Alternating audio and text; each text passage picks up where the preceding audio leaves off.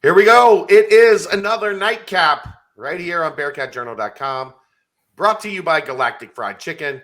Check your delivery availability at www.galacticfriedchicken.com. You can also download the app for Android, iPhone, and everything Galactic. Haven't had Galactic in a couple days. I have to. I do have. Now I have the display bottle here. Mm-hmm. And I now have one for the fridge. There you go. So tomorrow I'm going to cook me something that I can put some Galactic sauce on. I'm not sure what yet, but something. I'm just going to start experimenting. I think you can put it on anything. Probably. That sauce slaps. It slaps. It's very good. You know what to do. You know the deal with Galactic. It's down in Dayton, Kentucky. Get down there. Tell them, pump it up. Show them your Bearcat Journal membership and get yourself 15% off anything you order at Galactic Fried Chicken. All right, let's go, Aaron. Lots to cover tonight. Where are we starting? Let's start basketball. Bearcats win 90-69 over Tulsa. That was a Tulsa team that while they were winless in conference, every game was within 5 points, including a one-score loss at Houston in their most recent game. That was not the case at Fifth Third Arena tonight. It actually looked like at halftime it might be, because Cincinnati was out of their minds in the first half, scoring 41 points and shooting 9 of 15 from three-point range, 5 of 6 for Jeremiah Davenport, 4 of 5 for David DeJulius. They had 17 and 15, respectively, at the half. And it was kind of like, they can't do this again in the second half, right? And in the second half, they shot 53% from the floor, 50% from three, 77% from the free throw line. And they scored 49 in the second half after scoring 41 in the first. And the nice part about the second half, very balanced. Davenport finished with 24, so he scored 7 in the second half. And DeJulius had 20, so he scored 5. So only 12 of the 49 points in the second half from Davenport and DeJulius, who carried them in the first. And that was kind of the concern, right, Aaron? Those two guys can't be that hot. But they two were. halves in a row. But those two guys didn't carry the load in the second half. Everybody else chipped in. And all of a sudden, you get a 90-69 victory for the Bearcats. Nice. How was it from home? It looked very impressive from Fifth Third Arena. It was a lot of fun to watch. I mean, we've missed games like this, especially in conference play. I don't feel like we've had a game like this in conference play in a long time, to where it was just one team head and shoulders above the other team. And I don't know that any of us expected this kind of a victory going into conference play at the beginning of the season. So it was a lot of fun to take in from home, even. Yeah, I mean, I heard the announcers were a little rough. Well, there was that, but that's out of Cincinnati's hands. Yeah. Player of the game, we'll do this Brendel's Bite style, since when we do these late games, we do a video version of Brendel's Bites. Player of the game, Jeremiah Davenport, 7 of 9 from 3, 3 of 3 from the free throw line, 4 rebounds and assist, 29 minutes. And he just has these moments where he looks like he's shooting it into a hula hoop, like one of the big ones. Yep. And he just keeps expanding his range and shooting him deeper. And he got fouled on the first one in the second half, and it still went in. From the Fifth Third logo. Yeah. He just gets in these zones where it's like, my God, son, everything's going in. Yep. Except he couldn't make it 2 to save his life. No, but and I think that's kind of one of the most impressive things about his stat line is he was 7 for 14 from the field, but 7 of 9 from 3. 0 of 5 from 2. He did try, so it's not like he wasn't trying to expand that range to where it was also some mid-range, but those shots were not falling for him tonight. But the ones that counted for an extra point there were. The lead, I mean, this team for the second time in 4 games, makes 16 threes against Memphis. They go 16 of 30, I think it was, 16 of 29 in this one. And this team's shooting. I mean, we said there would be a correction to the mean, right? When they were shooting 24, 26% or whatever it was early in the season. They have overcorrected at this point in time. What, 50, 55, 56, 55% in this one. Like, these guys have got it going right now from the perimeter, and it's making guarding them become very, very difficult. Offensively, this is as good a night as they've had collectively as a team playing for 40 minutes that we've seen, I think, all season, including some of the cupcake games they had earlier in the season. And on the flip side of the ball, they were pretty good defensively as well. When you have 8 blocks, when you have 6 steals, it was, like I said, it was just a lot of fun. I mean, Tulsa, and it's a Tulsa team that's got a couple dudes that can get going on you. And even with Jariah Horn going 8 of 16 from the floor and 3 of 6 from 3, nobody else did much. They shot 38% from the floor, 21% from 3. Horn made all 3 of their 3-pointers. They were 0 of 11 outside of Jariah Horn. They did a good job, kind of. I thought they did a bad, I didn't think they closed the half well. And we saw that concern. Was it against East Carolina, the last home game, where they played really well for most of the first half, but then they kind of took their foot off the gas in the final 5 minutes. East Carolina got a rhythm and made a run at them, if you remember, in the second half. Yeah. They didn't allow that to happen this time. I thought they came out in the second half pretty locked in, and that's when we saw that lead go from 7 at halftime, 41-34. And then next thing you know, it was 20 pretty quick. Yeah, I mean, and it wasn't the physical game that they had in their last game. It wasn't quite that. So it was Wichita State. Yeah, Wichita State game. Yeah, that was a bloodbath. Right. Although we'll see what happens with John Newman, who left the game with what's being called a knee injury. Same knee, which is a little scary that it was the same knee that he had surgically repaired in the offseason. So we'll see what happens with that. It's not known as to the extent of that injury. Not this offseason, 2 offseasons. He heard it in the ACC tournament in 2019 or 2020, the end of the 2020 season. Then he played all of the 2021 season at Clemson, trying to recover. And we saw his numbers took a pretty drastic dip as he was recovering from the knee injury. So hopefully it is nothing serious and they can get him back out on the court fairly soon, because he is the glue for this team. A very important guy that you definitely don't want to lose as you're entering basically the home stretch, right? It's sure 11 games remaining before the conference tournament. So that would be significant if they had to work around not having John Newman down the stretch.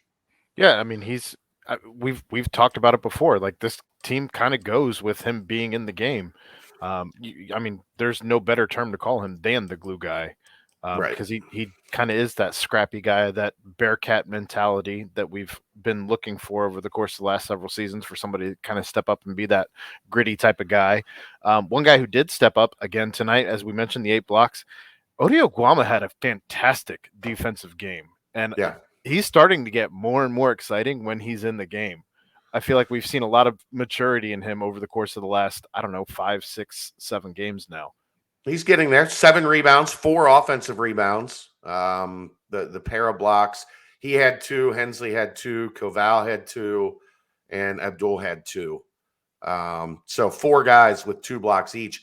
I thought Hensley had a pretty solid game. His offense isn't quite there yet.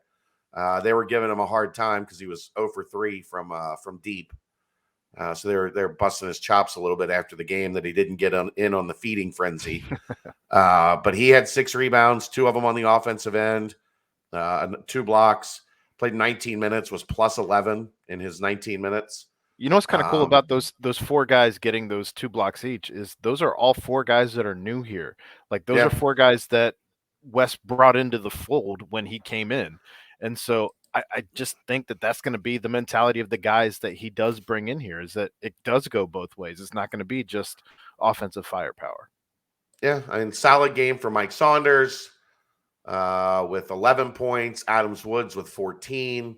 Mason Madsen with 14. He came in and got real hot in the second half, hit 4 threes. Yep. He was 4 or 5. Another guy. Between, you had Davenport with 7 threes, DeJulius with 4, and Madsen with 4. That's 15 threes between 3 guys. I'll take that. And Koval came out and hit the one he took. Yeah. To continue his hot streak from last game. Right. So yeah, that was I think that's pretty much it. They took a Tulsa team that they should beat and beat them soundly. And these next 2, you get the weekend off. It's not, I like this because they have the weekend off, but this is not the like get yourself out of rhythm like 7 days. Right. This is Thursday to Tuesday. So Wes Miller said they're going to give him the day off tomorrow. Saturday, you can get in and do some skill work, kind of get yourself, on track. And then Sunday and Monday, prepare for Temple, head to Temple. It's always a tough place for Cincinnati to play. But these next 2 are important to me, Aaron. You're sitting at, 14-5, I think it is. You got 2 road games, at Temple, at ECU. And that leads into the 2 home games with Memphis and Houston. If you can get to 16-5, if you can find a way to squeeze out these 2 road wins, and you get to 16-5, all of a sudden, you're looking like a team that's got a chance to make a run over their final 9 games. Well, and drop one, and the doubt grows louder. Well, we were talking about, does this team have, or does this conference have more than one team that could potentially make the tournament? Well, Cincinnati does have that marquee win when you're looking at bubble teams, and that win against Illinois is going to continue to be a large feather in their cap as they inch towards the end of the season here. A top 10 neutral site non-conference win goes a long way on the bubble because the bubble stinks every year. I think this is one of the early instances. Yesterday, I was talking about this with Mo today. Yesterday, Jeff Goodman dropped the first, and yesterday, I mean Wednesday, dropped the first. The bubble is weak. Like look at how weak the bubble is. That's usually after the Super Bowl, when everybody really turns their attention to college basketball. Like, oh, look how weak the bubble is. Yeah, it's the bubble. Of course it's weak. If those teams were good, they wouldn't be on the bubble. Right. The bubble's never strong. So if you go into the bubble with a win like Illinois, you make a compelling case. Let's get to football. The promotions of Gino, the in-house promotions, Gino Guidugli to offensive coordinator, Mike Brown to passing game coordinator, Colin Hitchler to co-defensive coordinator, all made official. We've talked about that stuff ad nauseum. I don't think we need to hit on any of it anymore. Sure.